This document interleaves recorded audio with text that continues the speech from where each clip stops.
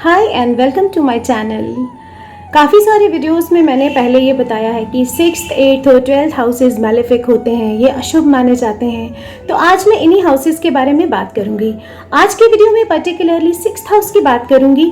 अगर किसी की भी कुंडली में काफ़ी सारे ग्रह क्लस्टर होकर 6th हाउस में बैठे हैं, जैसे आपके जो आप लगन से गिनना शुरू करें, जो 6वां घर है, उस घर में अगर आपको 3 या 3 से ज़्यादा ग्रह दिखते हैं तो उसका आपकी लाइफ पे क्या अशुभ प्रभाव होता है, और अगर इसका कोई अशुभ प्रभाव है तो क्या उसको काउंटर किया जा सकता है? हाँ जी, बिल्कुल किया जा सकता है। और इसको काउंटर करने के लिए मैं रेमेडीज़ बताऊंगी और बताऊंगी कि कैसे 6th हाउस की एनर्जी को आप पॉजिटिवली यूटिलाइज कर सकते हैं और लाइफ में खुशहाल रह सकते हैं। First of all I tell what 6th house exactly is. 6th house represent your friends, your enemies, आपके जो पास्ट लाइफ कार्मिक डेट्स हैं जिनको पूरा किए बिना आप मर गए और इस ज़िंदगी में आ गए, और इस ज़िंदगी में आप वो कर्जे चुकाओगे।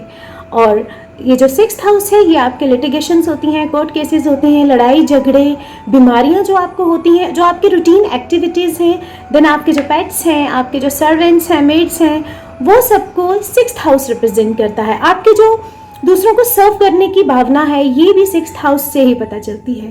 तो आज मैं बताऊंगी कि अगर 6th हाउस में काफ़ी सारे ग्रह, 3 से ज़्यादा ग्रह या 3 ग्रह इकट्ठे होकर बैठ गए हैं तो उसका आपकी लाइफ पे क्या असर होने वाला है, और अगर कोई अशुभ असर है ज़्यादा तो उस अशुभ फल को हम कैसे अच्छे फल में कन्वर्ट करेंगे। सबसे पहले तो 6th हाउस में जिसको काफ़ी सारे ग्रह क्लस्टर होकर बैठे हैं, उस इंसान के पास्ट लाइफ डेट्स होते हैं। पिछली लाइफ में वो अपने डेट्स पूरे किए बिना ही मर गया, और इस लाइफ में उसको आगे आके ऐसी सिचुएशंस बनती हैं जैसे कोई अचानक से उसका पैसा डूब जाएगा, फिर अचानक से उससे कोई रोते हुए पैसे मांगेगा कि मुझे बहुत ज़रूरत है, इस वक्त मुझे तुम उधार दे दो, मैं तुम्हें चुका दूंगा इतने इतने टाइम के बाद।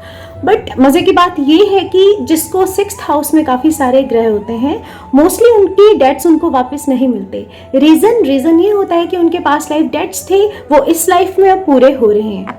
तो अब इसकी रेमेडी क्या है? अब जब 6th हाउस में ग्रह क्लस्टर हो गए, आपके पास लाइफ डेट्स हैं, तो इसकी अब कुछ ना कुछ तो रेमेडी होगी।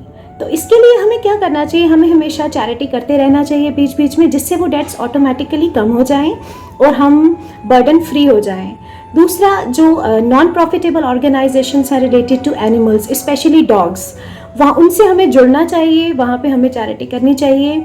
तीसरा, जो सर्वेंट्स वगैरह हैं हमारे, उनको हमेशा हमें दान देते रहना चाहिए और उनसे अच्छे से बिहेव करना चाहिए। और 6th हाउस में काफ़ी सारे ग्रह जिनको होते हैं, वो लोगों के जो दोस्त होते हैं ना, मोस्टली वही दुश्मनों में कन्वर्ट हो जाते हैं। They have multiple enemies and multiple friends. Friends कब एनिमीज बन जाएंगे इनको खुद पता नहीं होता। काफ़ी बार तो इनके जो सर्वेंट्स हैं वो इनसे दगा कर जाते हैं। काफ़ी सारे लोगों को ये जो कॉम्बिनेशन होता है, तो इससे उस इंसान को बीमारियां काफ़ी सारी लग जाती हैं। तो इसकी एक ही रेमेडी होती है कि अगर किसी बच्चे के हॉरोस्कोप में, किसी स्टूडेंट के हॉरोस्कोप में 6th हाउस में काफ़ी सारे ग्रह हैं और बाकी वाले 10th हाउस भी सपोर्ट कर रहा है, तो उसको मेडिकल प्रोफेशन में ही जाने देना चाहिए बच्चे को। क्योंकि आप किसी ना किसी तरीके से बीमारियों से रूबरू होंगे, चाहे आप उनको ट्रीट करेंगे या वो आपको होंगे, और इस तरीके से आप हॉस्पिटल के चक्कर लगाओगे। तो ऐसे बच्चे को जिसको 6th हाउस में काफ़ी सारे ग्रह क्लस्टर हुए हैं, आप अगर मेडिकल प्रोफेशन में डालेंगे तो एटलीस्ट उसको जो अपनी बीमारियां हैं ना, वो काउंटर हो जाएंगी, उसकी वो बीमारियां उसको नहीं होंगी। फिर वो डॉक्टर बनेगा, वो डेली रूटीन में बीमारियों से डील करेगा, पेशेंट से डील करेगा, तो ये जो योग है उसका, ये शांत हो जाए। अब पास्ट लाइफ में ही नहीं, इस लाइफ में भी ऐसे इंसान को बहुत डेट्स लेने पड़ते हैं किसी ना किसी वजह से। उनकी फाइनेंशियल कंडीशन ऐसी होगी कि उनको डेट्स लेने की नौबत आ ही जाएगी। तो इस इंसान के लिए एक बहुत अच्छी रेमेडी होती है कि आप कोई ऐसा प्रोफेशन चुनें जिसमें आप डेट्स वगैरह से डील करते हैं, जैसे फिनेंस है, बैंकिंग है। इससे जो 6th हाउस है, उसकी जो डेट्स की एनर्जी है वो भी यूटिलाइज हो जाएगी इन अ पॉजिटिव वे, और आपको उन डेट्स का सामना नहीं करना पड़ेगा। और अगर आपका जो 6th हाउस है वो किसी तरीके से 10th हाउस से रिलेशन रखता है, 10th house is the house of career, तो उस इंसान को करियर में बहुत ऑब्स्टेकल्स आती हैं। वो ब्रिलियंट होते हुए भी, वो कैपेबल होते हुए भी बहुत ज़्यादा फेलियर्स का सामना करता है। उसका बहुत लेट करियर बनता है, एंड 30s में बन सकता है या उससे भी लेट हो सकता है।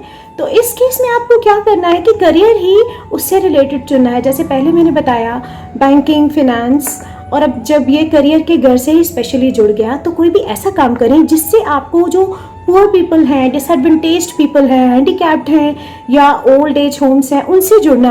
और अगर 6th हाउस का रिलेशन आपके 1st हाउस से यानी आपकी पर्सनालिटी के हाउस से यानी आपके असेंडेंट से हो जाता है तो इसका सीधा सीधा मतलब है कि ऐसा इंसान इमोशनली बहुत डिस्टर्ब रहेगा। डिपेंड करता है मून भी कहाँ बैठा हुआ है, क्योंकि मून हमारे इमोशंस हैं। बट असेंडेंट का अगर रिलेशन 6th हाउस से हो जाए तो उसको हर चीज़, हर सुख उसको डिले से मिलता है और उस इंसान को कोई इजीली समझ नहीं पाता। उसको आइडेंटिटी क्राइसिस बहुत छोटी एज से शुरू हो जाता है और बहुत ज़्यादा एज तक रहता है। वो अपने खुद को ही नहीं समझ पाता, लोग उसको क्या समझेंगे, वो खुद को ही समझने में बहुत वक्त लगाता है। उसकी जो पर्सनालिटी है वो ग्रो धीरे धीरे करती है, उसके मल्टीपल एनिमीज़ बन जाएंगे। उसकी पर्सनालिटी की वजह से ही, उसकी अपनी बातों की वजह से ही उसके मल्टीपल दोस्त भी बनते हैं और दोस्त दुश्मन भी बन जाते हैं। और दुश्मनों से वो हमेशा थोड़ा सा वल्नरेबल रहेगा, उसको कभी ना कभी कोई ना कोई नुकसान ज़रूर दे। Struggle is a part of life, accept it. और मेहनत हमेशा करते रहिए लाइफ में, चाहे आपको कितनी भी ऑब्स्टेकल्स आती हैं, कितनी भी डिलेज ट्रबल्स आती हैं करियर में। जो भी आपका एम्बिशन है, अगर आप डिटर्मिन्ड हो तो आप वो पूरा ज़रूर करोगे। तो एक स्पेशल बात जो मैंने बताई कि 6th हाउस में ज़्यादा ग्रह आते ही तभी हैं जब आपके पास्ट लाइफ के कोई डेथ्स होते हैं। तो इसलिए ऐसे लोग दान ज़रूर करें, लेकिन दान फिर से मैं वही कहूँगी, उसको करें जिसको करने का फ़ायदा है। अगर कोई भूखा ही नहीं है, आप उसको खाना खिला रहे हो, उसके पास बहुत कुछ है, वो तो आपका खाना नाली में फेंकेगा, तो उस चीज़ का, उस दान का कोई फ़ायदा नहीं होता। दान जाति देख के नहीं, दान हमेशा इंसान को देख के करना चाहिए जिसको ज़रूरत। ये वीडियो था 6th हाउस के बारे में। नेक्स्ट वीडियोस में मैं 8th और 12th हाउसेस की भी बात करूँगी, उसमें ग्रहों के क्लस्टर होने से क्या होता है इस बारे में आपको बताऊँगी। तो जिसको भी ये कॉम्बिनेशन है वो मुझे प्लीज़ लिख के ज़रूर भेजें किसको ये कॉम्बिनेशन है।